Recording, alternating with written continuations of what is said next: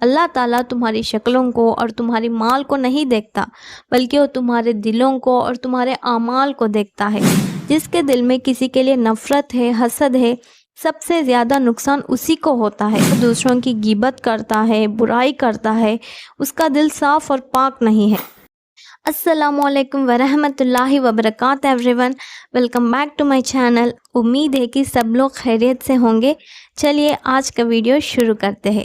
جسم میں ایک لوتھڑا ہے، اگر وہ ٹھیک رہے تو پورا جسم ٹھیک رہتا ہے، اور اگر وہ خراب ہو جائے تو پورا جسم خراب ہو جاتا ہے، وہ ہے دل۔ اللہ تعالیٰ تمہاری شکلوں کو اور تمہاری مال کو نہیں دیکھتا، بلکہ وہ تمہارے دلوں کو اور تمہارے اعمال کو دیکھتا ہے۔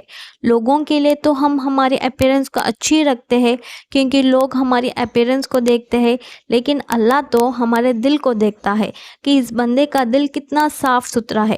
کیا اللہ کے لیے ہم اپنے دل کو صاف اور پاک رکھنا نہیں چاہیے؟ جس کے دل میں کسی کے لیے نفرت ہے، حسد ہے، سب سے زیادہ نقصان اسی کو ہوتا ہے۔ وہ خود اپنے آپ کو ہی مینٹلی اور فزیکلی تکلیف پہنچائے گا، اور بعد میں سامنے والے کو تکلیف پہنچائے گا، اس کے بارے میں غیبت کر کے، اس کے بارے میں برائی کر کے۔ جس کے دل میں حسد ہوتا ہے نا، وہ دل تک نہیں رہتا، وہ زبان پر آتا ہے۔ جو شخص ہمیشہ دوسروں کی غیبت کرتا ہے، برائی کرتا ہے، اس کا دل صاف اور پاک نہیں ہے۔ رسول اللہ صلی اللہ علیہ وسلم فرمایا، پورے کائنات میں سب سے افضل شخص وہ ہے جس میں دو کوالٹیز ہے، زبان کا سچا اور دل کا صاف۔ ایک کائنات کا افضل انسان ہے، اس لیے اپنے دل کو صاف اور پاک رکھیے۔ ایک بار رسول اللہ صلی اللہ علیہ وسلم صحابہ کے ساتھ مسجد میں بیٹھے ہوئے تھے، اور صحابہ سے کہا، اے میرے صحابہ، جو شخص یہ دروازے سے داخل ہوگا وہ جنتی ہے۔ صحابہ حیران ہوئے کہ کون سا خوش نصیب شخص ہے جسے دنیا میں ہی جنت کی بشارت مل گئی، اور وہ مڑ کے دیکھ رہے ہیں۔ ایک شخص داخل ہوا۔ پھر اگلے دن اللہ کے نبی نے صحابہ سے کہا، جو یہ دروازے سے داخل ہوگا وہ جنتی ہے۔ پھر اگلے دن وہی شخص داخل ہوا۔ تیسرا دن بھی نبی صلی اللہ علیہ وسلم نے وہی کہا، اور پھر وہی شخص داخل ہوا۔ ایک صحابی، ان کا نام عبداللہ بن عمرو رضی اللہ عنہ، یہ سب سے زیادہ اللہ کی عبادت کرتے تھے۔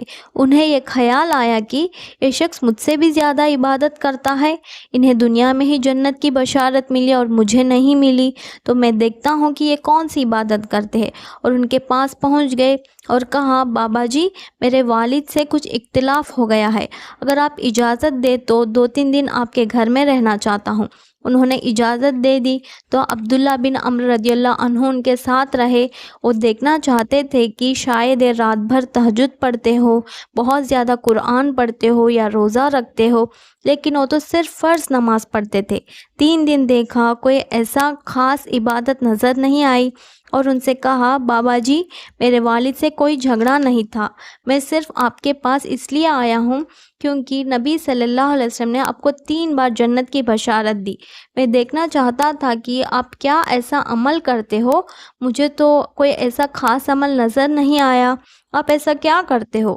تب اس شخص نے کہا، جو تو نے دیکھا وہی کرتا ہوں، بس ایک بات ہے، جب میں رات کو سوتا ہوں تو میں سب کو معاف کر کے سوتا ہوں، میرے دل میں کسی مسلمان کے لیے کوئی دھوکہ، بغض، کینہ یا حسد نہیں ہوتا، اور اللہ نے کسی کو جو نعمت دی ہے اس پر میں حسد نہیں کرتا۔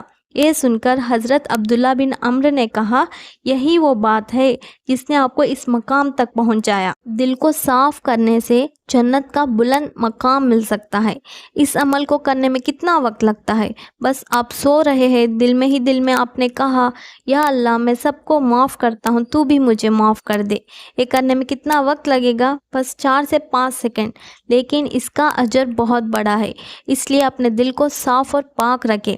سونے سے پہلے اللہ سے دعا ضرور کرے کہ یا اللہ، میں سب کو معاف کرتا ہوں، تو بھی مجھے معاف کر دے۔